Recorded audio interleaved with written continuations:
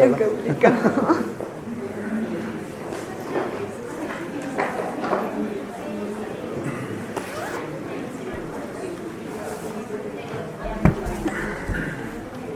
¿Todo está bien? Sí, sí. Bueno, voy a poner esto. Ok. ¿Necesitas? ¿No? Ok. Listo. ¿La dinámica cómo la vas a armar? ¿Primero una exposición y después preguntas o vamos? Sí. Una exposición, un debate. Ok. Perfecto. No, está bien, está bien. Y lo que tenemos es que nos vamos a poner ahora un micrófono a un lado, otro micrófono al otro. Exacto. Yo tengo que subir una cosa ya. Bueno, Listo.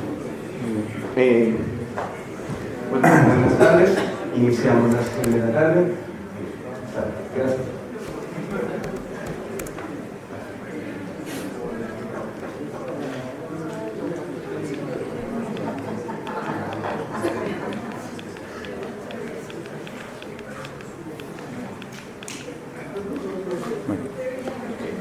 Bueno, pues si les parece vamos a seguir con donde lo hemos dejado.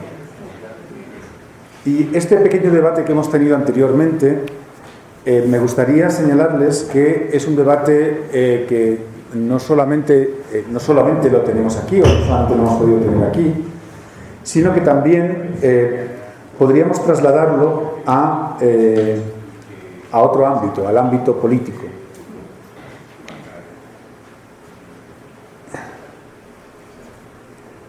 Y les voy a tratar de mostrar quiénes son las personas, es decir, quién podría dar. Hemos visto algunas opiniones que han dado ustedes, pero lo que voy a mostrarles ahora es qué tipo de respuestas darían a este dilema que les he planteado, a estos dilemas, algunos dirigentes políticos, porque esto tiene una dimensión política también. La idea de que no tiene ningún sentido permitir que una persona, digamos que un musulmán, pueda rezar en estos sitios, o que este presidente de la República de Irán, que nos está esperando para ver qué decidimos, digamos alguien que sería completamente reacio a esta idea, sería este señor que tienen ustedes aquí, que es José María Aznar. José María Aznar, que fue presidente del gobierno español, como ustedes bien saben, hasta el año 2004. Y después de abandonar el gobierno en el año 2004, Aznar realizó distintas actividades, algunas de ellas bastante lucrativas, y una de ellas fue que se dedicó a dar conferencias durante un periodo. Y el 29 de septiembre del año 2004, José María Aznar dio una conferencia en la Universidad de Georgetown, en Estados Unidos, en Washington, cuyo título era 7 tesis sobre el terrorismo en nuestros días. Esta conferencia, afortunadamente, estuvo disponible en la página web de la Universidad de Georgetown y esto nos permite saber qué es lo que dijo José María Aznar en esa ocasión. La conferencia venía a decir lo siguiente. Decía que lo que intentaba demostrar era lo siguiente. Decía que en nuestros días el terrorismo islámico era el principal enemigo con el que nos enfrentaba la civilización occidental. Se trataba de un terrorismo que, decía textualmente, intenta destruir nuestras sociedades per se y eliminar nuestros gobiernos y formas de vida al mismo tiempo. José María Aznar decía lo siguiente, o planteaba lo siguiente, decía que gente como Osama Bin Laden nunca esconde sus intenciones. Y decía que gente como Osama Bin Laden, como Hitler, intentan hacer exactamente lo que dicen que van a hacer y lo que escriben Es decir, no nos llamemos a ningún engaño. Esta gente hace lo que hace lo que dice o hace lo que escribe. Y lo que él y sus seguidores intentan hacer, decía José María Aznar, era establecer un gobierno inspirado por la estricta aplicación de los principios del Corán. Y según Aznar, esto era una amenaza muy real, y esto es una amenaza muy real, y es absolutamente inútil, en su opinión, intentar buscar cualquier tipo de compromiso, tal y como demostraban los atentados del 11 de septiembre en Nueva York o los atentados que tuvieron lugar en Madrid en marzo del 2004. Y Aznar decía, después, un párrafo de su intervención decía lo siguiente, lo tomo en inglés pero se lo traduzco al castellano. Si ustedes se toman la molestia de concentrarse en lo que Bin Laden ha escrito y ha declarado en los años recientes, y permítanme de nuevo subrayar que Bin Laden escribe sobre lo que intenta hacer con una claridad meridiana, se darán cuenta de que el problema que España tiene con Al-Qaeda y el terrorismo islámico no comenzó con la crisis de Irak. De hecho, no tiene nada que hacer con las decisiones de mi gobierno, o del gobierno. Si ustedes retroceden nada menos que 1300 años, a comienzos del siglo VIII, cuando España había sido recientemente invadida por los moros, cuando una España recientemente invadida por los moros, otra vez vuelven a aparecer los moros, rehusó convertirse en otra pieza del mundo islámico y comenzó una larga batalla para recobrar su identidad, perdón. Este proceso de la reconquista fue muy largo y duró 800 años. Sin embargo, terminó exitosamente, terminó con éxito. Hay muchos musulmanes radicales que continúan recordando aquella derrota, muchos más de lo que cualquier mente occidental racional podría llegar a sospechar. Osama Bin Laden es uno de ellos. Su primera declaración después del 11 de septiembre, repito, del 11 de septiembre, no comenzó refiriéndose a Nueva York o a Irak. Sus primeras palabras fueron para lamentar la pérdida de Al-Ándalus, la España medieval mora, de nuevo mora, y compararlo con la ocupación de Jerusalén por parte de los israelíes. Esto es exactamente lo que dijo José María Aznar en esa ocasión. Es decir, que España, digamos, no tenía un problema con Al-Qaeda. El problema con el Islam de España no había comenzado en nuestros días, no era producto de la crisis de Irak, sino que España llevaba desde el siglo VIII, combatiendo, enfrentándose contra el Islam. Es decir, lo que él percibía es un paréntesis hasta que España había recobrado su identidad. Y está convencido además de que como la gente del siglo VIII, nosotros, es decir, la persona, los cristianos, o los europeos o los occidentales, como ustedes quieren llamarlo, las personas que compartimos esta identidad, estamos en guerra con ellos. Y que esta guerra tiene que librarse en los mismos términos ahora que entonces. José María Aznar no está solo en esto, es decir, él no es el único que dice esto. Hay un número muy importante de libros y artículos en los mass media, por parte de periodistas, intelectuales, intelectuales, y gente, tertulianos, etcétera, que vinculan las situaciones que tenemos hoy en día con respecto al islamismo radical con las situaciones de confrontación que hemos visto estos días que tuvieron lugar en España en la Edad Media. Quizá ustedes no están familiarizados con ello, pero son pues obras como, por ejemplo, César Vidal, ahora está un poco retirado, pero era un célebre periodista radiofónico, Serafín Fanjul, que es un conocido arabista, es decir, algunos autores que plantean un poco las cosas en los mismos términos que de esta manera tan clara plantea José María Aznar en su intervención. Lo que encuentro interesante, y lo que es interesante, y lo que es,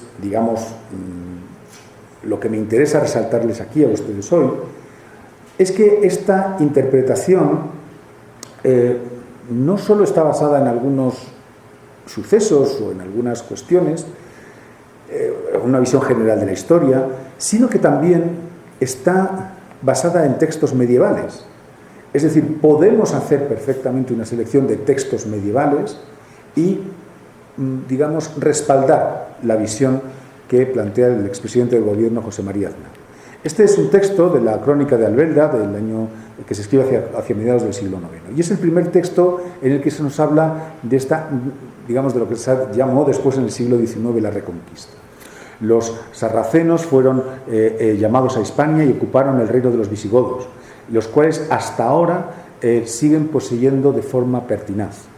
Y con ellos los cristianos día y noche tienen combates y cotidianamente luchan hasta que la predestinación divina consiga expulsarlos cruelmente de España. Ordene expulsarlos cruelmente.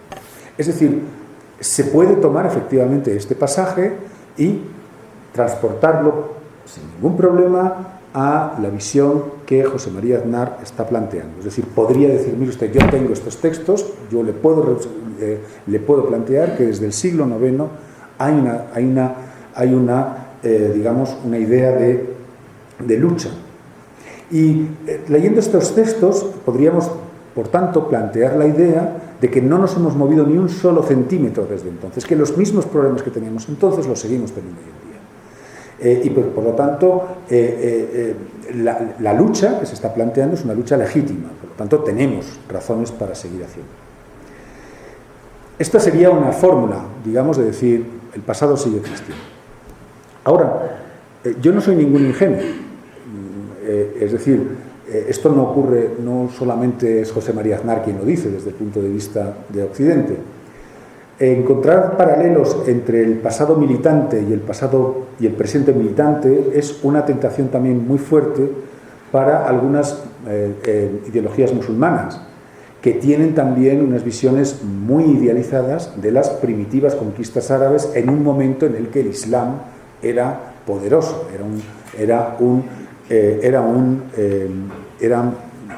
dominaba sobre el mundo, ¿no? Bueno, esto es un barco. Y ustedes dirán, bueno, ¿qué pinta este barco en medio de lo que nos está contando este señor? Este barco es muy interesante por esto. Este barco, no sé si lo ven ustedes bien, este barco comunica la ciudad argelina de Orán con el puerto de Alicante. Es decir, este va de Alicante a Orán. Alicante está en el sudeste de España y Orán está al norte de Argelia. Y este barco pues permite transportar a gente entre estos dos puertos. Lo interesante es cómo se llama el barco. El barco se llama Tariq ibn Ziyad. Tariq ibn Ziyad es uno de los conquistadores de Al-Ándalus. Es uno de los conquistadores que realizan la conquista del año 711. Es decir, no es casual que este barco se llame Tariq ibn Ziyad. Es decir, es toda una declaración de que estamos mandándoles a los españoles un barco en el que les recontamos de vez en cuando que en el año 711 esto se invadió desde el norte de África. Mi colega Mayra Herrero ha tratado de buscar más menciones a Tariq ibn Ziyad en el mundo contemporáneo, en el Islam contemporáneo. Y, por ejemplo, ha encontrado que hay un barco de guerra en Pakistán que se llama así, Tariq ibn Ziyad, que hay una academia en Minnesota, que parece que ahora está cerrado para estudiantes musulmanes, que decía que tomaba su inspiración de la personalidad de este activista, líder, explorador, maestro, administrador y, increíblemente, también dice una persona que también consiguió hacer paz, acuerdos de paz. Sobre Tariq ibn Ziyad no sabemos casi nada, pero en esta academia musulmana se le daba este nombre. Ha encontrado también, por ejemplo, mezquitas bajo la advocación de Tariq ibn Ziyad, una por cierto en Barcelona, donde se descubrió una célula islamista. De hecho, esto es, si quieren un poco una cuestión si quieren, anecdótica, pero no es anecdótico el hecho de que ha habido en los últimos años llamadas para la recuperación de Al-Ándalus por parte de algunos líderes islamistas radicales.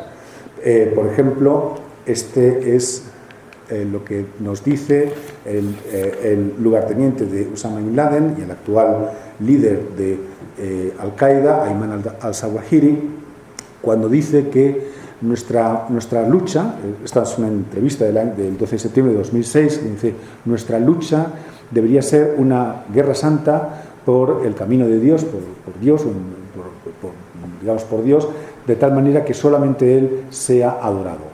Una guerra santa que luche para liberar a Palestina, toda Palestina y cualquier territorio, cualquier tierra que fue una vez un territorio del Islam, desde Al-Ándalus hasta Irán.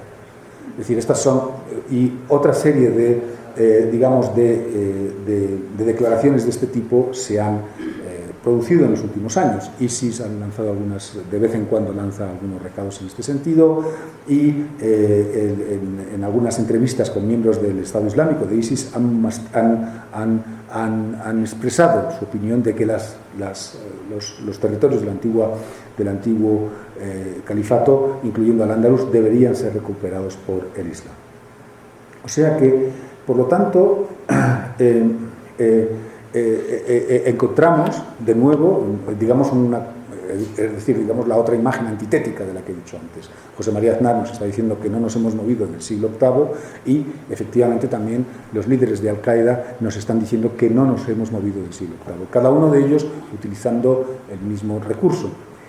Y si José María Aznar puede recurrir a textos medievales para, bueno, como digo José María Aznar, o los publicistas que lo apoyan, en fin, la gente que piensa de esta manera, puede recurrir a textos medievales, también los Ayman al-Zawahiri y compañía también pueden recurrir perfectamente a textos medievales para poder también justificar su idea. Esta es una típica descripción de una batalla contra cristianos por parte de Ibn Hayyan, que es uno de los mejores, de los más interesantes cronistas que tenemos para Al-Ándalus, del que dependemos para muchas informaciones.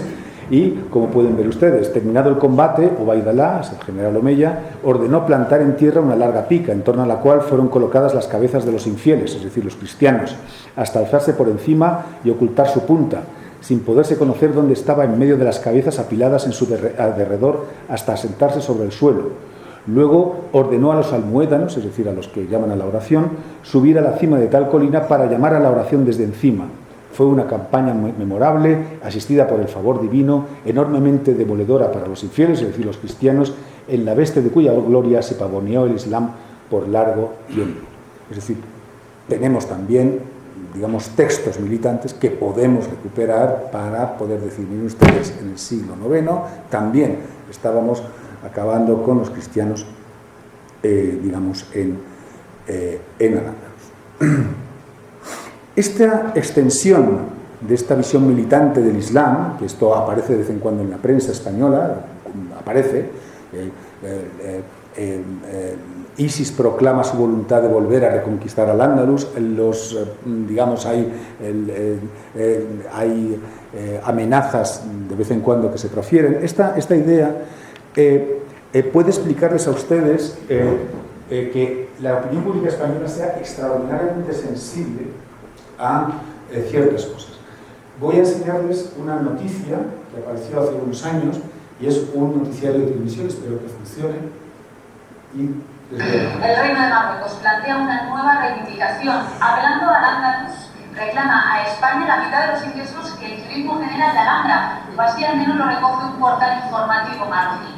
Rabat cree que el legado musulmán debería otorgarle alguna plusvalía de compensación. Solo en 2010 las visitas al complejo y jardines nazaríes superaron los 3 millones de euros. Bueno, esta es una noticia de la televisión, del noticiario de televisión, que apareció hace unos años, en donde se hablaba, esto es del año 2011, en donde se hablaba de que efectivamente Marruecos había exigido al gobierno español que la Alhambra, dado que era un monumento musulmán o árabe, como quieran ustedes llamarlo, pues también tenían que tener ellos derecho a participar en los beneficios que generaba, es decir, en la venta de entradas que generaba, una parte les debía corresponder al Reino de Marruecos. Esto creó en España en ese momento una enorme conmoción. Muchísimos tertulianos, periodistas, opinadores, etcétera, se levantaron prácticamente en armas diciendo que qué vergüenza que Marruecos estuviera reclamando todo esto, que no había derecho, que el gobierno español tenía que romper relaciones diplomáticas con Marruecos, que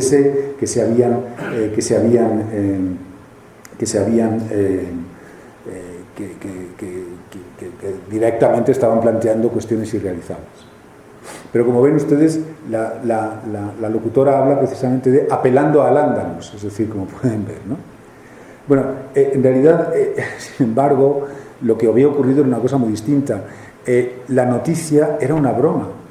Es decir, había sido lanzada por un blog marroquí, un bloguero marroquí decidió lanzar la noticia, los medios de comunicación españoles creyeron que era verdad, que Marruecos estaba pidiendo que la Alhambra estuviera bajo su responsabilidad, se tragaron el anzuelo y el reino de Marruecos, el gobierno, el pobre ministro de Cultura marroquí, tuvo que salir desmintiendo que ellos no tenían la más mínima intención de pedir ningún tipo de compensación por la Alhambra ni nada que se pareciera, que eso nunca había sido una postura oficial del gobierno de Marruecos. Pero, evidentemente, la cosa desapareció, pero puso de relieve, era interesante porque puso de relieve cuán sensitiva era cuán sensible era la opinión pública, o por lo menos los opinadores, con respecto a este tema, ¿no? Con este sustrato que tenemos, como rápidamente la gente, la sociedad, salta de una forma bastante fuerte. Por lo tanto, y además si han seguido ustedes alguna de mis intervenciones con toda la historiografía española, el nacionalismo español, etcétera, etcétera, etcétera, como pueden ver, todo esto levanta muchas ampollas, muchos resentimientos, ¿verdad? Muy bien, esto sería la gente que nos diría que no, que se acabó, es decir, desde el lado cristiano, evidentemente. Desde el lado musulmán, Ayman al-Zawahiri diría, bueno, no nos tienen que dejar, es que nos pertenece y vamos a echarles fuera y volvamos a rezar en la mezquita de Córdoba o en Medina Zahara. Pero podríamos ir al otro extremo, es decir, podríamos decir, bueno, venga, sí, vamos a dejar que realmente esta gente rece en la mezquita de Córdoba, rece el presidente del gobierno, del presidente iraní. La persona que quizás estaría muy de acuerdo con eso sería este señor, sería Barack Obama. No creo que Barack Obama tenga mucho conocimiento de la historia de la España musulmana, pero quienes sí que tienen mucho conocimiento son la gente que le escribe los discursos. En un famoso discurso que dio Barack Obama en la Universidad del Cairo el 4 de junio del año 2009, que mucha gente ha considerado que fue muy importante para lo que vino después, que fue la malograda primavera árabe, Barack Obama se refirió al Andalus, curiosamente. Es decir, que como ven ustedes, este es un tema que trae mucha amiga. Y se refirió de la siguiente manera. El párrafo tiene una trampa, que les voy a decir ahora, y bueno, dice así: el quinto aspecto que deberíamos tratar de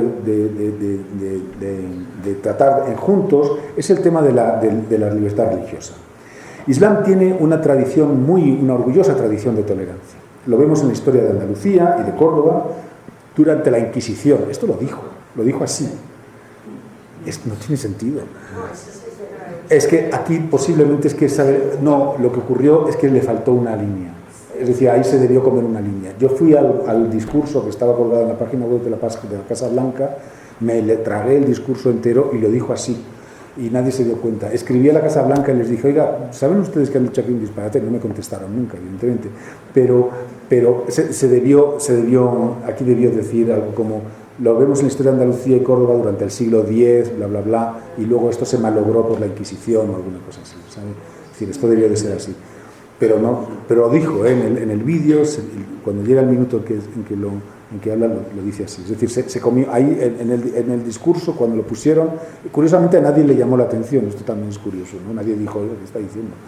Pero bueno, yo lo vi de primera mano como un niño en Indonesia, donde los cristianos devotos adoraban, o sea, rezaban o practicaban sus ritos en libertad en un país mayoritariamente musulmán. Ese es el espíritu que necesitamos hoy en día. La gente en cada país debería ser libre de elegir y vivir su fe basado solamente en la persuasión de la mente, del corazón y del alma. Y esta tolerancia es esencial para que la religión pueda prosperar, pero está siendo, puesta en cuestión de muchas maneras diferentes. Bueno, como digo, en cualquier caso, lo que intenta decir es que Andalucía es un ejemplo de tolerancia similar al que deberíamos tratar de ser. Es decir, y que particularmente esto es cierto para el Califato de Córdoba. Yo creo que era lo que trataba de decir en el siglo X, que es lo que creo que lo que dice en la frase que se come. Por lo tanto, junto a la visión militante que he mencionado antes, la península ibérica en la época medieval también se ha convertido en una referencia histórica para una narrativa política que en cambio está diciendo todo lo contrario, es decir, la coexistencia de las tres religiones monoteístas. Y incluso hay una palabra para esto que vimos el otro día, que es la palabra convivencia, que como dije el otro día, no tiene una fácil traducción en el inglés, y que por eso está siendo adoptada por muchas lenguas, en inglés, el alemán, incluso el francés. Y de nuevo, esta es una visión que también tiene apoyos por parte de algunos musulmanes. Hay algunos musulmanes que están muy de acuerdo con esto. Este es el caso, por ejemplo, hubo un proyecto de construir un centro islámico en Nueva York, concretamente en Manhattan, muy cerca de donde habían estado las Torres Gemelas, que iba a ser llamado Córdoba House, la Casa Córdoba. Y la persona que estaba detrás de esta iniciativa, el imán Faisal Abdul Rauf, decía que la querían llamar Casa Córdoba porque, y cito textualmente, es ahí donde los musulmanes, los cristianos y los judíos coexistieron en la Edad Media durante un periodo de gran enriquecimiento cultural creado por los musulmanes. El proyecto finalmente no prosperó, hubo muchas protestas, mucha gente que decía que era un insulto crear esto cerca de donde había estado las Torres Gemelas, se encontró con muchos problemas y finalmente el proyecto no salió adelante, pero se llamaba Córdoba House. Y, de nuevo, esto es una cosa que nos da a entender que efectivamente también hay muchos musulmanes que tratan de mostrar la imagen de Al-Ándalus como una sociedad tolerante, etcétera, etcétera, y como dice Faisal Abdul Rauf, un periodo de gran enriquecimiento cultural creado por los musulmanes. Por lo tanto, y en este caso también hay una elaboración, digamos, intelectual. Lo vimos el otro día. Américo Castro, este profesor español exiliado después de la Guerra Civil, que marcha a Princeton y que escribe esta obra tan influyente que es España en su historia, en 1948, que, como dije el otro día, pues hablaba y que fue, como decía el otro día, había sido traducida al inglés. Y la enorme influencia que había tenido esta idea de convivencia de las tres culturas en la España medieval en departamentos universitarios americanos dedicados a estudios multiculturales, etcétera, etcétera, etcétera. Y esta idea de convivencia, que había estado muy presente en muchos departamentos como digo, universitarios americanos, de repente adquirió una enorme presencia a raíz de los atentados del 11 de septiembre. Cuando de repente, y de los atentados que ocurrieron después en Madrid, en Londres y en otras partes del mundo. Y entonces esta palabra convivencia dejó de ser un tema que se trataba en los departamentos universitarios y se convirtió en una herramienta para tratar de entender realidades multiculturales que tenían lugar en la península ibérica. Y de repente se convirtió para muchos digamos, intelectuales liberales y progresistas, se convirtió en una necesidad, un concepto esencial que intentaba construir una narrativa alternativa a los horrores que estaban explotando delante de la gente, ¿no? Un concepto que podía intentar ayudarnos a tener una reconsideración o una reexaminación de las ideas negativas sobre el Islam que estaban apareciendo, ¿no? en la televisión, que nos estaba bombardeando en las pantallas. Podríamos decir, bueno, esto está ocurriendo ahora, pero en la Edad Media, en España, había una convivencia de las tres culturas. Los musulmanes son capaces de convivir, como decía Usama bin Laden. Y esto, por ejemplo, este es un tema que fue recogido por una profesora de la Universidad de Yale, María Rosa Menocal, que falleció ya, que escribió un libro que se titulaba El ornamento del mundo. Y en la introducción de este libro, María Rosa Menocal decía precisamente esto, que estaba terminando de escribir este libro sobre Al-Ándalus, sobre Córdoba, sobre el esplendor de los omeyas, los judíos, los cristianos, etc., y que fue en ese momento cuando vio en televisión el 11 de septiembre. Y entonces decía que consideró que este libro tenía que ser una forma de tratar de entender lo que estábamos, de tratar de dar una perspectiva distinta a lo que estábamos viendo, y que trataba precisamente de intentar ofrecer una idea de que el Islam era capaz de producir culturas de tolerancia que podían ser comparadas con el presente bárbaro que estábamos viendo en las pantallas de televisión. Y esto dio lugar a que hubiera bastantes escritores norteamericanos y anglosajones que escribieron durante estos años sobre Al-Ándalus.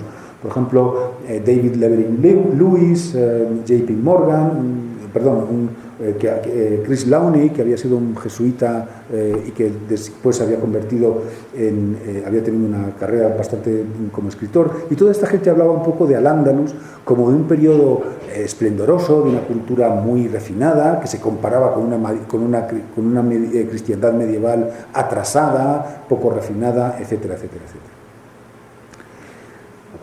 No sé si tengo algunas imágenes. No. Por tanto, voy a intentar ahora recapitular un poco lo que he venido diciendo, ¿no? Hemos visto dos discursos radicalmente antagonistas que conciernen sobre la península ibérica en época medieval y que parece que se están mirando el uno al otro casi de forma milimétrica. Los dos han sido asumidos por políticos occidentales que tienen, digamos, visiones radicalmente distintas. Los dos articulan también percepciones musulmanas, es decir, hay musulmanes militantes que dicen que efectivamente estamos en guerra desde el comienzo, y hay también musulmanes que dicen no, tenemos que tratar de buscar la cultura de la tolerancia, que el Islam es una, como se dice muchas veces, el Islam es una religión de paz. Los dos también tienen también un bagaje, un apoyo intelectual, ¿no? Hay intelectuales, arabistas, etcétera, que cada uno de ellos lo está respaldando.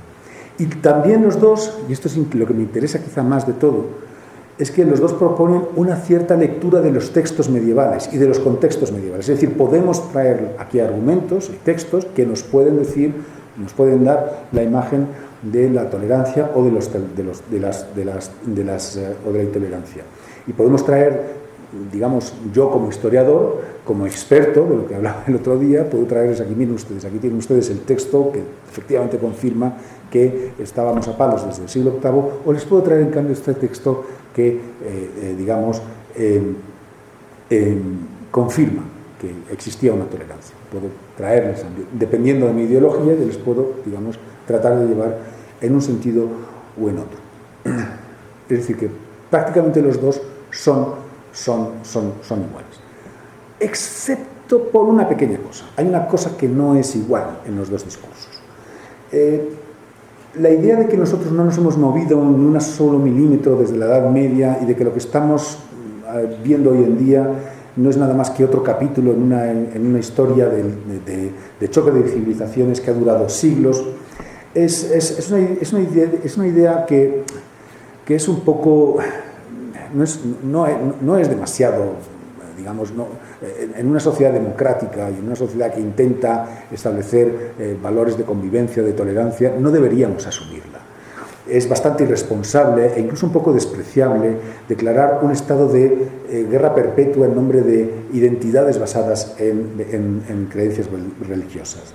Y esto hemos visto cómo esto en el pasado ha ocurrido, es decir, y el hecho de que lo estén practicando algunos no quiere decir que nosotros también debamos practicarlo.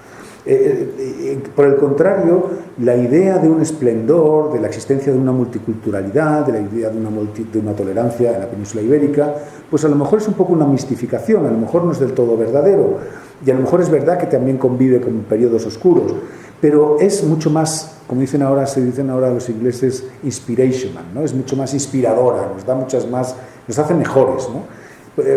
Sabemos que efectivamente que las cosas no fueron tan rosáceas en la historia, pero todavía podemos intentar rescatar estas experiencias pasadas como ejemplos o modelos para el presente y particularmente para tratar de planificar un futuro mejor. Es decir, si somos sociedades abiertas, liberales, democráticas, etcétera, deberíamos tratar de tener en cuenta una cosa que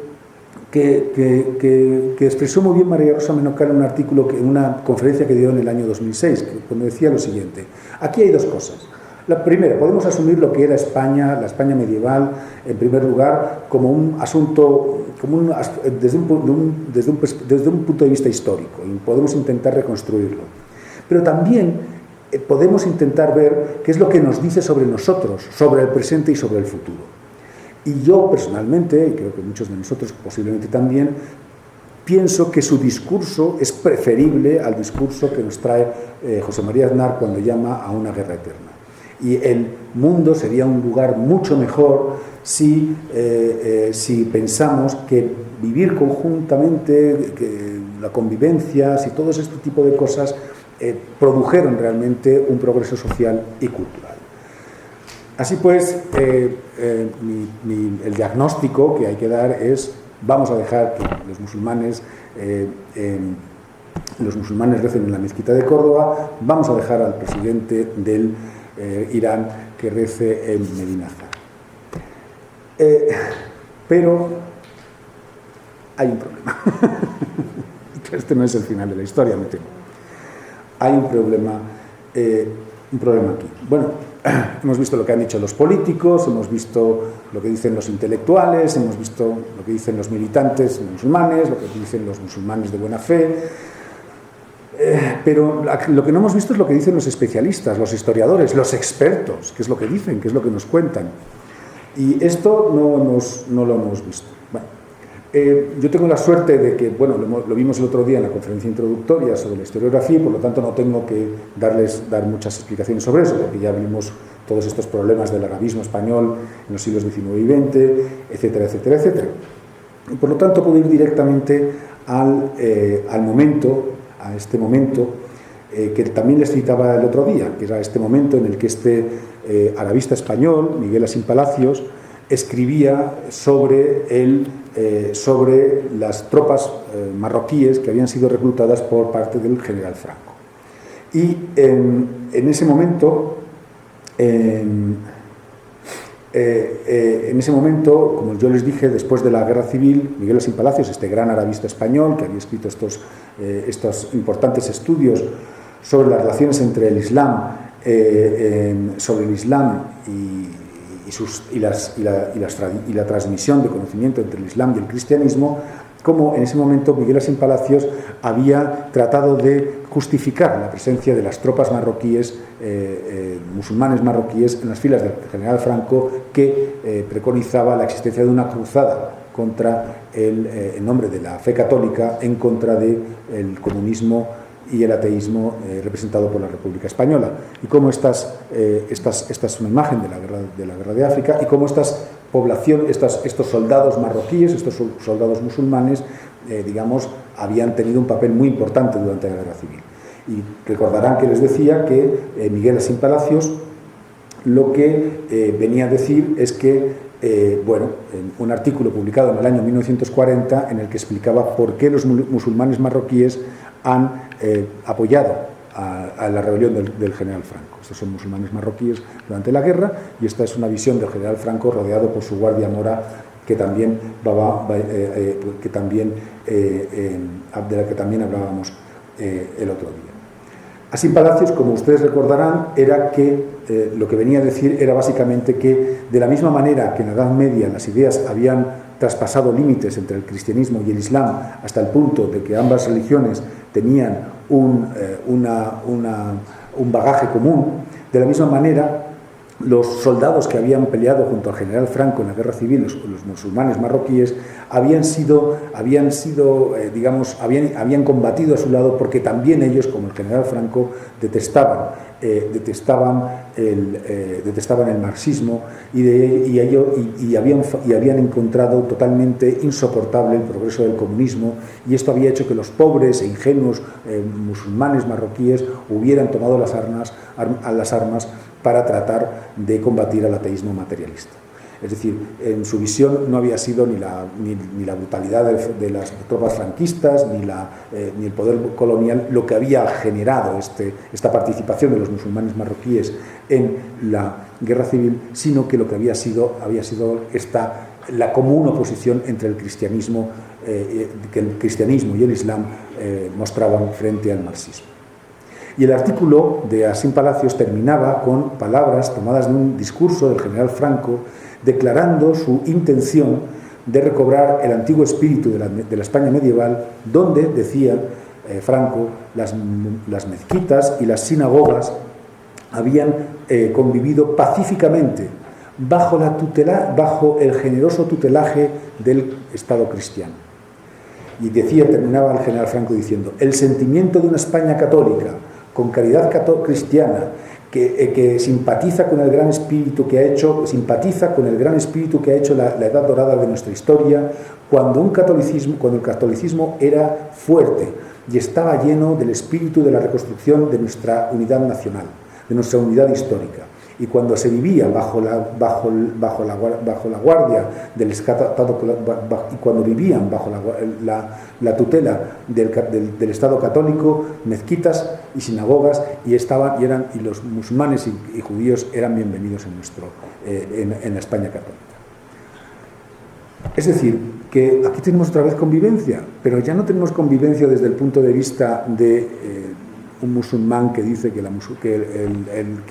bajo el dominio del Islam la convivencia, digamos, creció. Aquí tenemos ahora convivencia desde el punto de vista de un militar, de un dictador, en el que trata de legitimar su Estado diciendo que él trata de volver a la Edad Media, cuando bajo la tutela de la Iglesia Católica, ya no es el Califato de Córdoba, ahora es la Iglesia Católica, los cristianos y los musulmanes vivían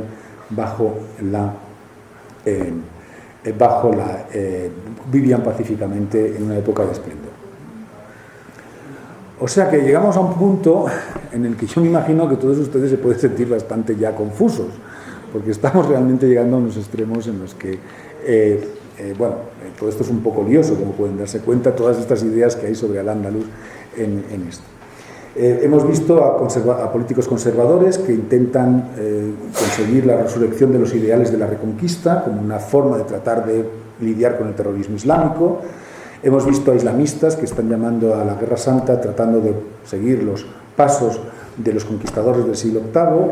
Hemos visto a intelectuales liberales y a políticos liberales también, progresistas, asumiendo que el concepto de convivencia en la Edad Media es un modelo útil porque nos ayuda a establecer vínculos a través de culturas y de las religiones. Y también hemos visto a musulmanes intentando recobrar estas ideas como epítomes de lo mejor de la tradición islámica. Pero también hemos visto que, por ejemplo, el general Franco, cuando trae a sus musulmanes marroquíes, es criticado de forma acerba por parte de los comunistas de la República Española, que le están echando en cara que los estás volviendo a traer otra vez a los invasores musulmanes. O hemos visto al general Franco cantando las excelencias de la convivencia en época medieval. Y la pregunta después de todo esto es si esto tiene algún sentido, es decir, si algo de esto tiene el más mínimo sentido y si podemos tener algún sentido con todo esto. Y la verdad es que yo creo que realmente no tiene el más mínimo sentido. Es decir, es imposible. Es completamente imposible el poder dar el más mínimo sentido a nada de esto que estamos viendo. Les voy a enseñar ahora un vídeo que es también interesante.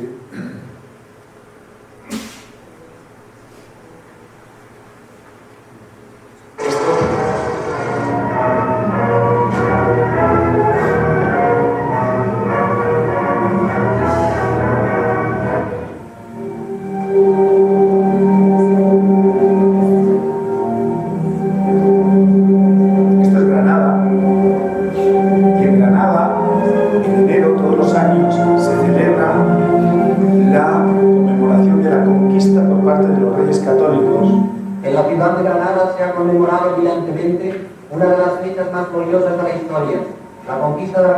los reyes católicos, realizadores de la unidad de España.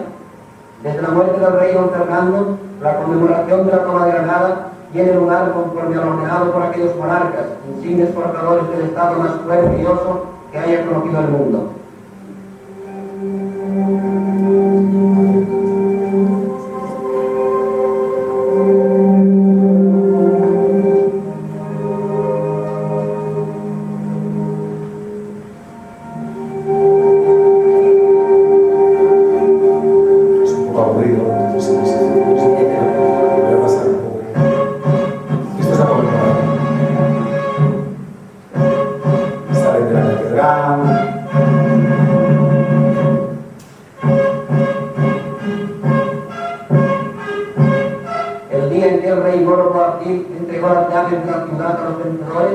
es recordado por las autoridades y el pueblo en extraordinarias solemnidades públicas. Ahora que la España de Franco vuelve a recuperar la unidad española en la guerra, las fiestas conmemorativas de la rendición de Granada han revestido excepcional interés.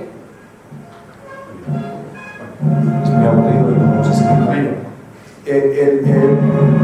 El mismo Franco, el mismo discurso del régimen que nos decía que vivían tolerantemente bajo las mezquitas, etc., también está conmemorando, digamos, la toma de Granada. Pero cuando tiene que venir el rey Saúd, nos dice, le llevan a la mezquita de Córdoba y le llevan a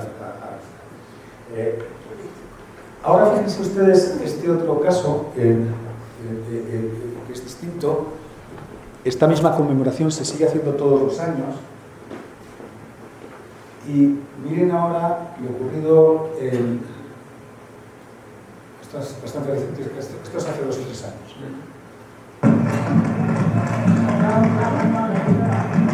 Se sigue conmemorando, esto es el testamento de Fernando Católicos, que está diciendo que se conmemora todos los años.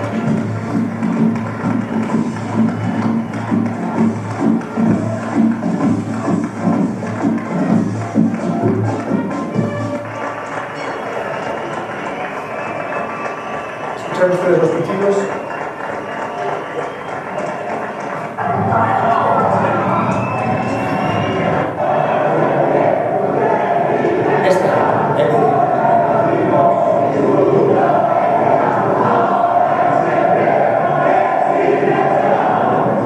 Todos los años se congregan gentes partidarios y opuestos a la celebración. Todo lo que están escuchando ustedes, los gritos, son los manifestantes dándose entre ellos todo tipo de insultos, porque muchos manifestantes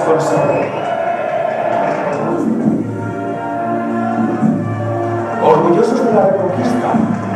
Lo pueden ver ahí. Estos son los que están orgullosos de la Reconquista.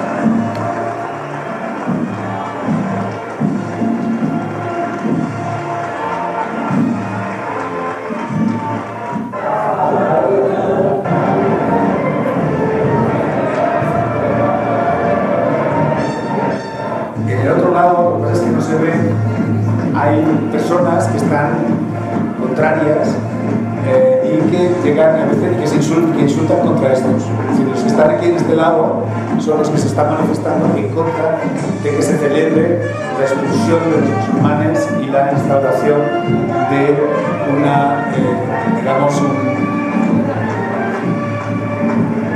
que esto no se debería celebrar bajo ningún concepto. En la iglesia, etc. Bueno, esto cada año provoca más y más polémicas. En algunos años ha llegado a haber algunos disturbios, porque se caen entre ellos. Y por un lado tiene a esta gente que está orgullosa de la Reconquista, y por otro lado tiene usted a los manifestantes que son completamente contrarios a la presencia, a que se siga conmemorando la expulsión de los musulmanes de Granada. Bueno, esto es otra de las formas en las que, como ven ustedes, nada de esto tiene ningún sentido. Pero como pueden ver ustedes, estamos otra vez con Al-Ándalus, digamos, en el centro. No sé si la otra, creo que también, lo que pasa es que no funcionaba bien antes, estaba mirando, y no funcionaba bien antes el enlace. Pero este era el que, si no recuerdo mal,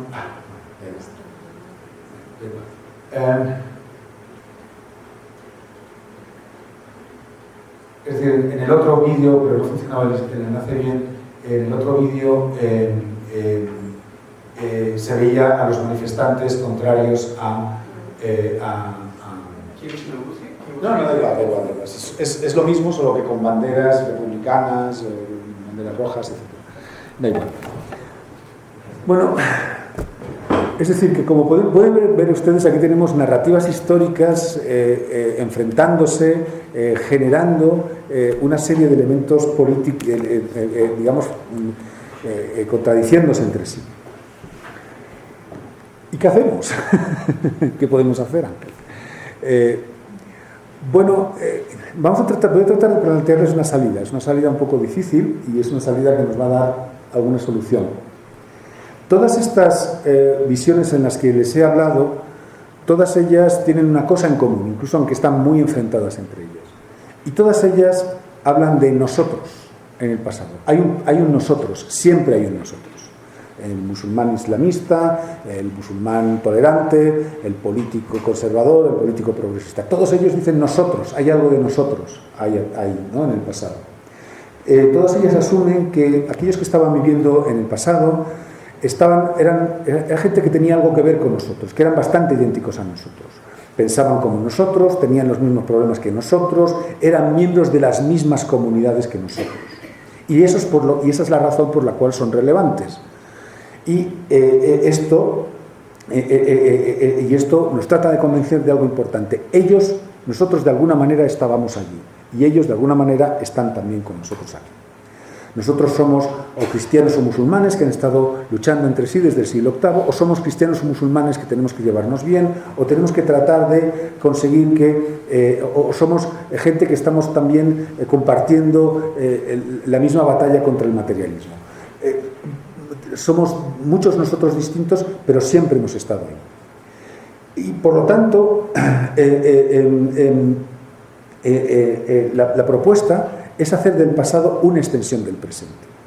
Y ahí es donde nuestra identidad está dando forma a esta extensión. Y aquí es algo que es muy importante, y lo decía el otro día. No es el pasado lo que está, digamos, dando forma a nuestra identidad. Es más bien el contrario. Es la identidad lo que está dando forma al pasado. Es decir, nosotros estamos dando forma a ese pasado de alguna forma. Porque todas las diferentes visiones de convivencia o guerra eterna son, por lo tanto, narrativas sociales que intentan acomodar nuestras identidades en el pasado. En otras palabras, estas narrativas están tejidas en el cañamazo, ¿verdad?, de los discursos políticos.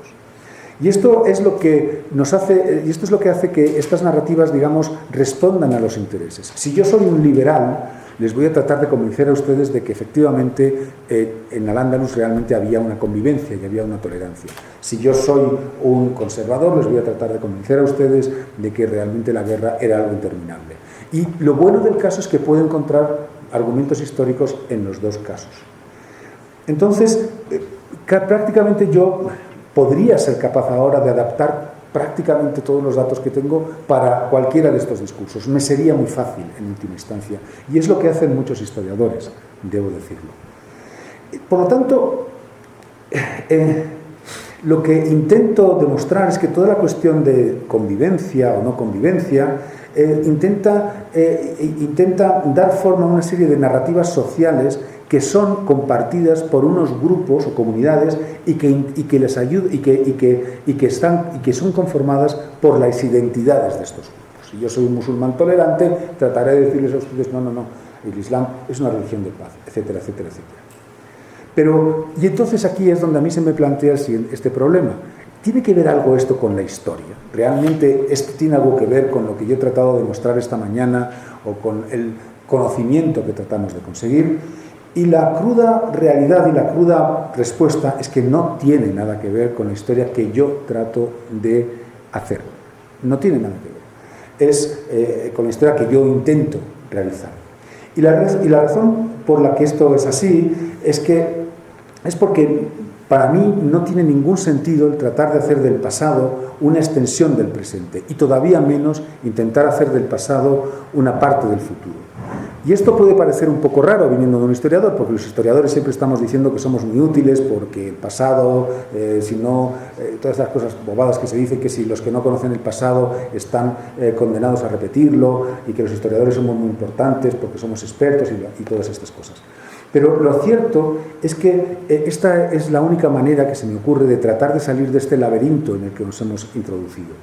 Y en este sentido para mí es fundamental y para mí tiene mucha importancia el resaltarles algo que para mí es muy importante. Y es que yo no he existido y creo que nosotros no hemos existido nunca en el pasado. Nuestros ancestros vivían en circunstancias, condiciones y con esperanzas que no tienen absolutamente nada que ver con las circunstancias que condicionan el presente. Sus acciones solamente nos afectan en tanto en cuanto comprendemos que somos el resultado final de todas ellas, pero no porque exista un vínculo esencial entre sus acciones y nosotros. No existe un vínculo esencial. Es falso que exista ese vínculo de alguna manera. Las narrativas sociales que yo les he presentado aquí intentan realizar un papel muy similar al que nos proponen los horóscopos y los astrólogos. Nos establecen que, de la misma forma que los astrólogos nos tratan de convencer que el signo zodiacal nos está afectando en nuestras vidas, en nuestro carácter, etcétera, y que de alguna manera nos está induciendo a ser de una determinada manera, de esta manera también muchos historiadores tratan de establecer este vínculo esencial con respecto al pasado, de que de alguna manera presupone, nos invita a movilizarnos, como el pasado nos invita a movilizarnos con los mismos elementos que están en juego en el pasado. El problema es que yo no creo en la astrología. Yo no creo que las constelaciones den forma a nuestro carácter, y yo no creo que, y yo creo que es más bien al contrario, que son los astrólogos los que hacen que las constelaciones existan y los que nos dicen que el planeta o la constelación o lo que sea nos está haciendo ser de una manera u otra, o nos hace esperar algo en nuestras vidas. Todo esto es simplemente charlatanería, y es por ello por lo que mi trabajo como historiador se parece mucho al de los astrónomos. Yo tengo que enfrentarme a un pasado que es tan frío y tan inalcanzable como el universo que nos rodea. No hay ninguna consecuencia práctica en la identificación de estrellas o de nebulosas, y no debería haber ninguna aplicación práctica del hecho de que yo les esté hablando del Califato de Córdoba o de Al-Ándalus. Como los astrónomos, yo solamente estoy intentando producir conocimiento que intente ayudar a entender lo que nos rodea, y que nos entiende y que nos ayude también a hacerlo aprehensible, comprensible. Y como los astrónomos, yo conozco que nunca voy a llegar a estar cerca de mi objeto de estudio, nunca voy a conseguir explicar muchas cosas del pasado, pero nunca voy a conseguir llegar a la verdad del pasado. Esto es completamente imposible, no lo voy a conseguir. De la misma manera que los astrónomos saben perfectamente que no van a conseguir explicar el universo. Pero de alguna forma sé que yo soy de la misma forma que los astrólogos, también yo sé que los astrólogos señalan que somos productos del universo. No hay ninguna duda también de que esas estrellas, esos agujeros negros, etcétera, han existido sin mí y van a seguir existiendo sin mí. Es exactamente lo que ocurre con el pasado. El pasado ha existido sin mí, y el pasado se va a seguir estando ahí sin mí, como les he tratado de explicar antes. Y esto es lo que ocurre con la historia. Mucha gente pretende dibujar unos horóscopos históricos de las comunidades o de las naciones, describiendo un pasado que parece como un zodiaco. Pero no es verdad. Pero no es verdad que los modelos del pasado, que el pasado modele el presente. Sí, tenemos incluso la obligación de tratar de resistirnos a una concepción así.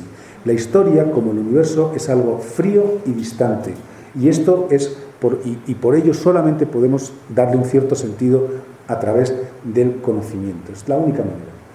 Por lo tanto, estoy tratando de plantear algo que es efectivamente frío, es algo distanciado, pero es algo que en última instancia nos ayuda a entender mejor lo que nos rodea. Yo creo que lo que sabemos hoy sobre el universo nos ha ayudado a entendernos mejor hoy en día. Por lo tanto, esto nos lleva de nuevo a nuestro dilema, con el cual yo quiero terminar y les voy a darles a ustedes la contestación que estábamos viendo.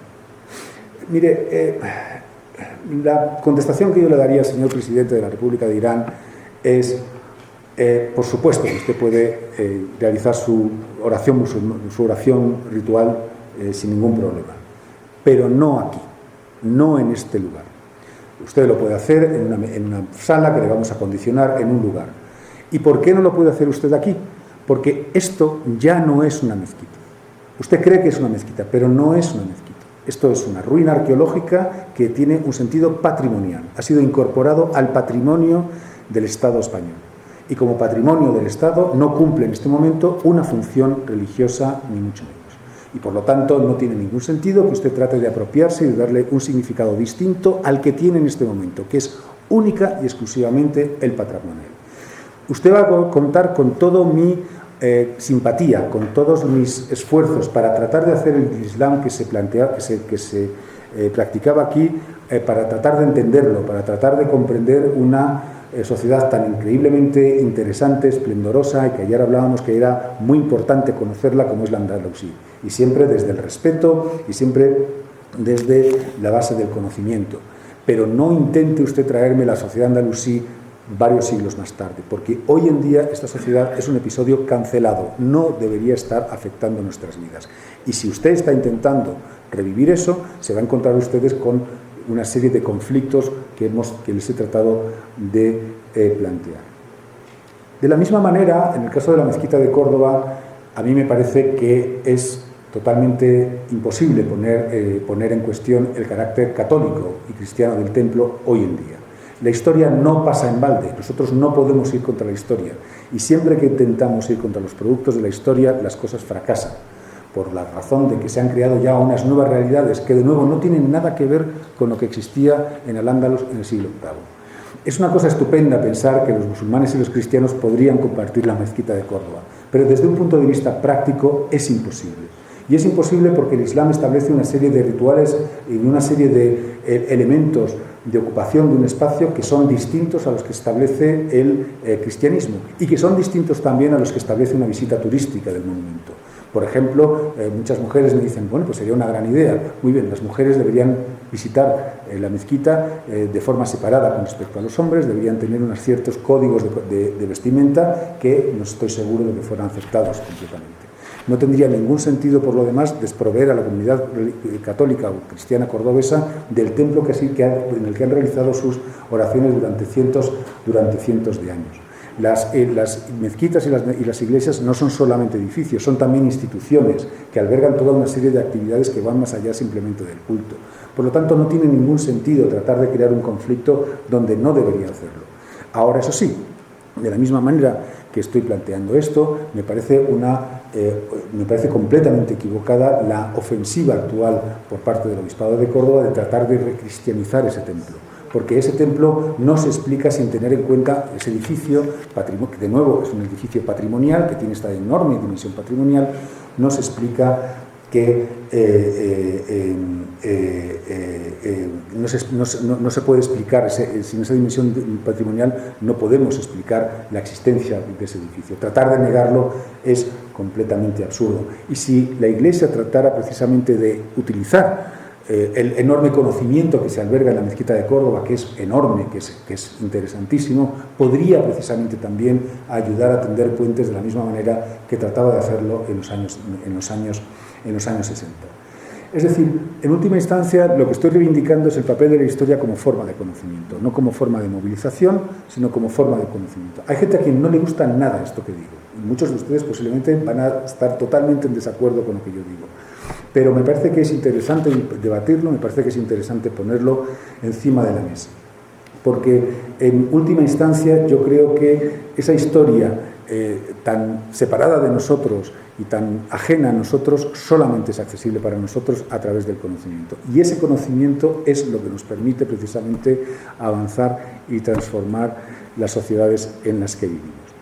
Y con esto quiero parar, y si tienen ustedes alguna pregunta y si discrepan conmigo, estaré encantado de escucharles porque estoy seguro que habrá muchas discrepancias. Muchas gracias. Bueno, abrimos la sesión de preguntas. Sí. ¿Ustedes tienen la palabra?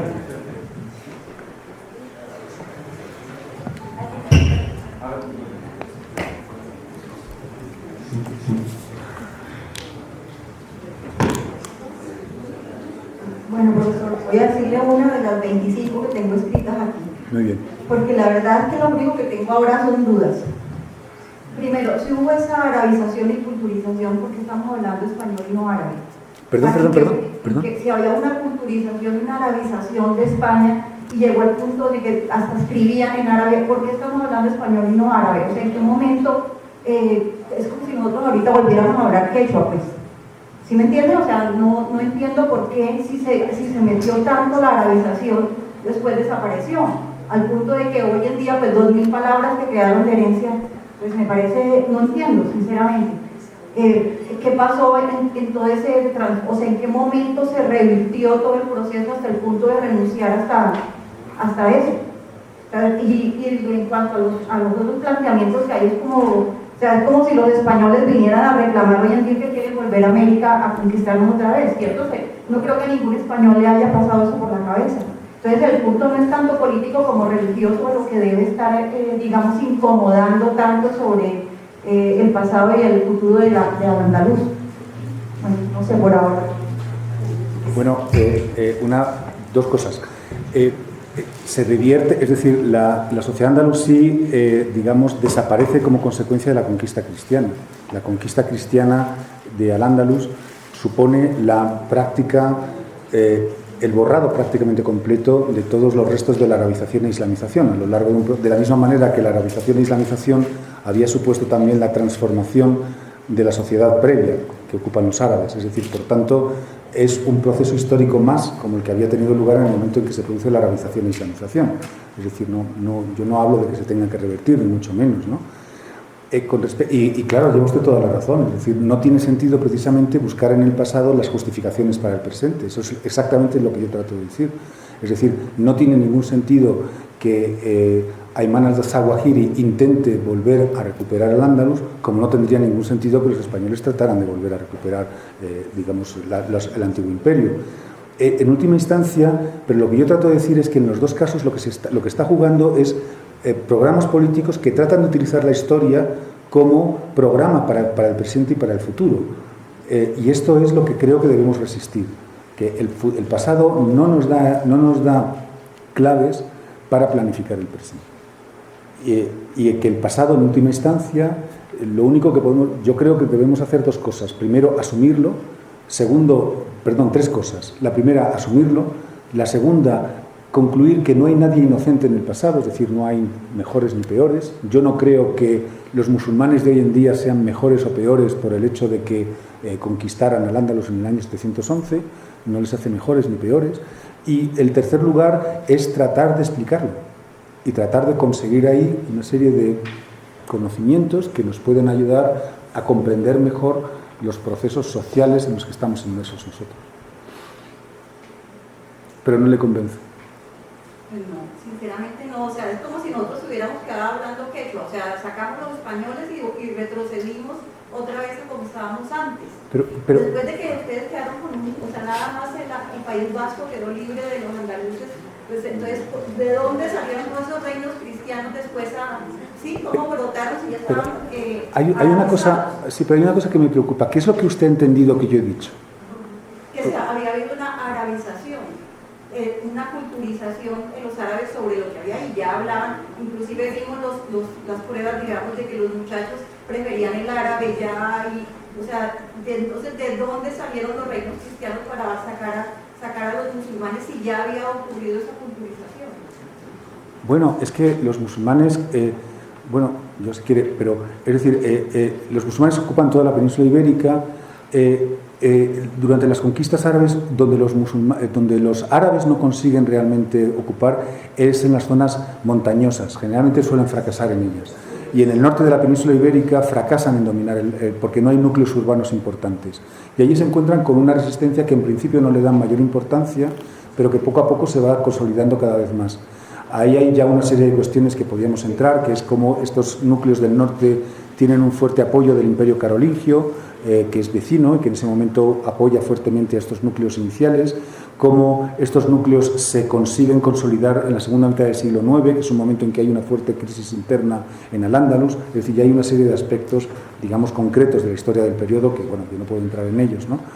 Y entonces es ahí donde comienza un proceso, que es un proceso en el que, bueno, en la península ibérica, cristianos y musulmanes entran en un conflicto más o menos continuo, más o menos, y en el que finalmente Al-Ándalus, digamos, los musulmanes acaban siendo derrotados y expulsados de la península ibérica, ¿verdad? Es decir, pero ese es el proceso histórico que existe, eso no lo hemos, es decir, está plenamente comprobado, ¿verdad? Entonces puede usted decir, bueno, ¿y cómo es posible que pudieran perder? Bueno, pues esto es lo que tratamos de hablar precisamente ayer, ¿no? La debilidad militar que tiene Al-Ándalus frente a los reinos cristianos del norte, ¿no? Por su carácter más urbano, por su menor militarización, toda una serie de aspectos, ¿verdad? A lo largo de todo el periodo.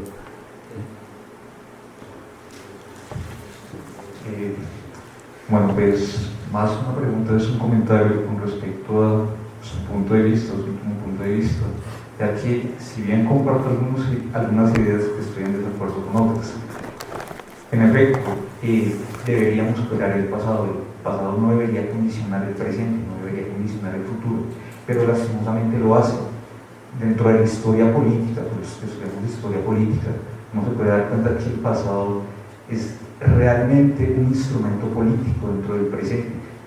La gran mayoría de los conflictos del siglo XX, el pasado ha tenido un peso bastante importante, porque reivindica un proyecto político a presente o a futuro, lo cual evidentemente es algo terrible, por lo que es imposible emular el pasado, y el pasado siempre está sesgado. Se trata de mostrar víctimas, se trata de mostrar héroes, y pues realmente la explicación no es así de fácil, pero difiero en cuanto a que plantea que debemos superarlo o debemos hacerlo a un lado. Yo creo que como historiadores o quienes estudiamos o trabajamos en las ciencias sociales, el desafío es por qué el pasado moviliza tanto las masas y cómo logramos superar eso, porque más que pasar de lado es como tratar de comprender por qué la sociedad se moviliza conforme a su pasado histórico, por qué se crean prejuicios y, lo más importante, cómo hacemos para que esto no suceda. Pues yo pongo, por ejemplo, yo en mi trabajo de grado trabajé sobre todo lo que fue el pasado histórico en Yugoslavia, tengo conocimiento del pasado histórico en el conflicto irlandés, y tengo, por ejemplo, conocimiento de lo que es el pasado histórico dentro de los grupos políticos de extrema derecha en España, lo que es Falange Auténtico, lo que son los carlistas. O sea, el desafío es eso, ¿cómo hacemos para que la sociedad no se movilice o no tenga esa nostalgia, lo cual puede conllevar a que se den problemas sociales dentro de los estados? Bueno, eso que plantea usted es una cosa que a mí me parece muy interesante. Y usted plantea dos cosas, ¿no? La primera es, bueno, esto es así, no lo podemos hacer y esto siempre ha ocurrido y por lo tanto no lo podemos evitar. Pero fíjese, yo de nuevo ahí trataría de buscar el apoyo de las ciencias duras. Es decir, también antes la gente creía que la Tierra era plana y sin embargo hemos conseguido convencer a la gente contra toda la evidencia disponible que nos dice que la Tierra parece efectivamente plana, pero la gente finalmente se ha dado cuenta de que la Tierra es redonda. Hoy en día tenemos un conocimiento histórico como nunca se ha tenido en la historia de la humanidad. Sabemos más de nuestra historia que jamás nadie. ¿No debería esto empezar a hacernos pensar el hecho de que tenemos ya un grado de conciencia histórica o de conocimiento histórico que nos debería hacer pensar que las visiones todavía tan primitivas de la historia o del pasado deberían ser ya superadas de la misma manera que hemos superado otros prejuicios en otros aspectos? ¿No deberíamos empezar a trabajar en esa dirección? Y a mí me parece que esa es la dirección en la que a mí me gustaría trabajar. Yo sé efectivamente que usted tiene razón y sé que lo que digo puede ser muy impopular y que hay gente a quien no le gusta, pero creo que el conocimiento, es decir, para algo debería servir la enorme cantidad de conocimiento histórico que estamos acumulando. Y deberíamos precisamente tratar de impedir ese tipo de problemas que usted señala.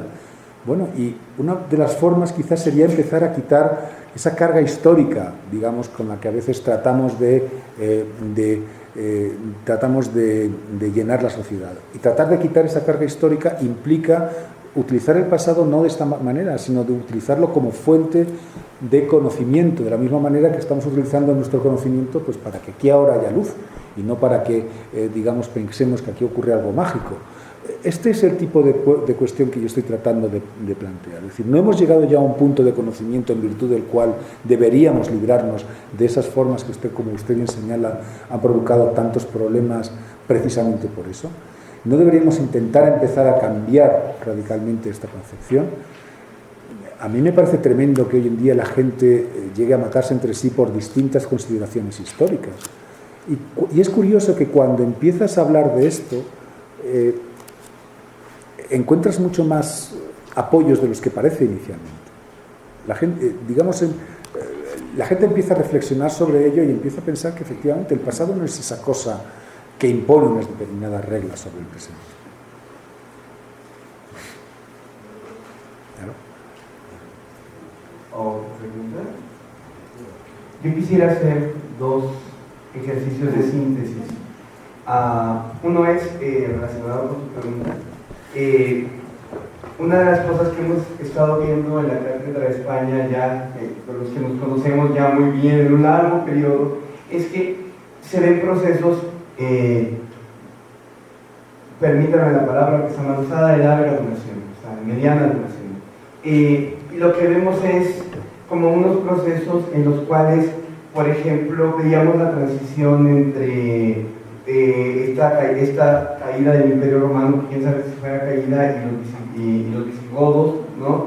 Y veíamos cómo se ajustaban los grupos humanos, y luego cómo se empezaban a volver cristianos, luego católicos, y luego lo que hemos estado viendo es que hay un mundo de intereses dentro de lo que sería el patrón religioso, un poco por la pregunta. Entonces, porque yo entiendo su pregunta cuando decía, pero entonces, ¿qué pasó? Entonces, yo podría intuir, yo no soy especialista, nada más los he oído a ustedes durante 2 años seguidos. Entonces, lo que podría decir es como que los grupos humanos, como que el patrón religioso, que podríamos denominar ideología, como que no es nada más un asunto de creencia, sino que tiene muchos elementos en los cuales, como hemos visto, se ajustan. O sea, hay veces que, ¿se acuerdan cuando hablaban de los romanos, no? Que de repente, sobre todo las mujeres romanas, empiezan a decidir ser cristianas porque se ve bien o porque es mejor, pero además eso se conecta con la cantidad de oro. O lo que decías ayer sobre la moneda, o sea, uno decía, parece que se volvieron árabes porque tenían que pagar menos tributo, pero después de 100 años, de 1 millón de monedas de oro pasaban a 5 millones. Entonces, como que el patrón religioso es un patrón que también es un patrón que sirve políticamente, ¿no? Y yo lo pensaba ahorita cuando estaba haciendo la pregunta y cuando el doctor me respondió, yo pensaba en los indígenas. Yo trabajo indígenas, ustedes lo saben. La primera resistencia indígena fue muy fuerte durante 50 años contra la religión, pero después de 50 años pasó exactamente lo mismo. Los jóvenes empezaron a apedrear y a matar a los caciques que no se habían convertido porque lo bien era ser católico y cristiano. Entonces hay muchos factores que transforman el evento, ¿no? Y el mejor ejemplo es, hace 50 años éramos católicos, apostólicos y romanos, y ahora hay un porcentaje altísimo de la población colombiana que ya es de otros grupos y que aceptamos, ¿no? Esa es una. Y la otra, yo soy fascinado con esta última intervención porque me parece muy bonito. Yo creo que la historia nos da esta discusión. En América hemos sido educados muy políticamente y yo creo, corríjanme, yo creo que las corrientes historiográficas, y ahorita yo lo veo, están muy conectadas con una comprensión política de los eventos. Yo casi diría que el nacimiento de la historiografía americana está conectada con eso. Y creo que se ven dos posiciones muy bonitas viéndolos desde fuera, porque por un lado se ve esa posición de construcción historiográfica tan americana que tiene que ver con la reivindicación, y otra postura que es, no, miren, démonos la posibilidad de ver la historia como objeto de objeto científico de análisis, tratando de sustraernos. Y eso es muy interesante como propuesta, como yo decía hoy en la mañana. Tratar de sustraernos de ver la historia como historia política y volver la historia como objeto científico es una buena propuesta política de sustraernos de la sugestión. Tomando esto que tú dices, también en la Europa, digamos, hay un elemento muy reivindicativo en la historia. Pero cuando uno trata este tema, uno ve que hay reivindicaciones que proceden de comunidades con las cuales uno no comulga necesariamente. ¿Y qué es lo que ocurre cuando esas reivindicaciones uno no puede asumir ninguna de ellas? ¿Cómo qué salida le da? Es decir, porque a lo mejor si yo fuera un musulmán, yo podría a lo mejor plantearles aquí una reivindicación efectivamente basada a lo mejor en la tolerancia del Islam. Pero es que yo no soy musulmán y yo no me creo que el Islam, digamos, hay algo tolerante en él. Le podría decir, es decir, el Califato de Córdoba en el siglo X no es particularmente tolerante de acuerdo con mis criterios, porque yo pienso en términos de un demócrata, digamos, progresista del siglo XX, del siglo XXI, y no estoy en absoluto de acuerdo con que judíos y cristianos sean discriminados en función de su religión. No estoy por dónde. O no considero que haya esclavismo, y en el siglo X en Córdoba hay bastantes esclavos. Por lo tanto, no puedo reivindicar eso. Entonces, pero tampoco puedo reivindicar el discurso de la reconquista cristiana del nacionalismo español. Entonces, ¿qué es lo que hago? ¿Cómo busco una salida de eso? ¿Cómo trato de quitar la carga política que unos y otros intentan darle a todo esto?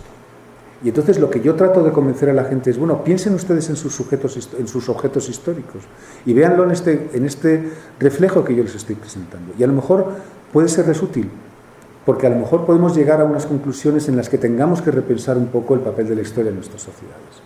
Porque no siempre podemos reivindicar cosas, no siempre es fácil reivindicar cosas. Hay veces que sí. Es decir, en el tema del Holocausto es fácil reivindicar, evidentemente, todos reivindicamos el pasado, la memoria de las víctimas. Pero hay otros casos en que las cosas son mucho más complejas en la historia. ¿Y entonces cómo lo hacemos? Y este es el problema que yo les he querido poner a ustedes aquí encima de la mesa. Y no es un problema baladí, no es un problema teórico, es un problema que está ocurriendo a la hora de la mezquita de Córdoba, a la hora de todas estas cosas. Y este es un problema muy real. Y en la mezquita de Córdoba va a haber un día algo gordo, va a poder ocurrir algo gordo, porque cada uno de ellos está tirando en un sentido o en otro. Y al mínimo, y yo personalmente me siento en la obligación de tratar de dar una alternativa racional a todo esto. Pero si alguien tiene otra mejor, que me la diga. Es decir, que alguien me la dé, pero yo no la encuentro. También le puedo decir que encuentro que cada vez me resulta más difícil plantearlo. Hace poco tuve un encuentro bastante desafortunado con historiadores españoles muy nacionalistas y de muy extraordinariamente conservadores. Era imposible convencerles de cualquier cosa. Estaban absolutamente convencidos de la narrativa del nacionalismo español. Pero si consigo que ellos trasladen eso a estos señores que se manifiestan diciendo orgullosos de la Reconquista, tenemos un problema. Porque en Granada, en una de estas, va a haber un problema también entre partidarios de la conquista de Granada y gente que lo está, digamos, poniendo en solfa, ¿no? Entonces, este es un problema real, es decir, Al-Ándalus a ustedes les puede parecer una cosa interesante, etcétera, pero tiene lo que he intentado demostrar hoy aquí es que tiene una lectura política muy cargada, que yo inicialmente cuando empecé a trabajar en esto no me esperaba, yo pensaba pero luego han ocurrido cosas a lo largo de estos años que han llevado a esto. Por lo tanto, esa reivindicación que tú planteas, sí, yo lo encuentro lógico, pero ¿qué ocurre cuando planteamos otros momentos históricos? Y esto creo que nos tiene que hacer pensar en nuestro papel, críticamente en nuestro papel como historiadores, ¿verdad? Pues ya no hay más preguntas. Nada más quisiera decirles que mañana en la mañana las sesiones en el Rosario, acá no hay sesión, está en el programa, y que mañana cerramos este módulo por la tarde aquí en ese mismo auditorio a las 4 de la tarde. Muchísimas gracias por su asistencia. Muchísimas gracias.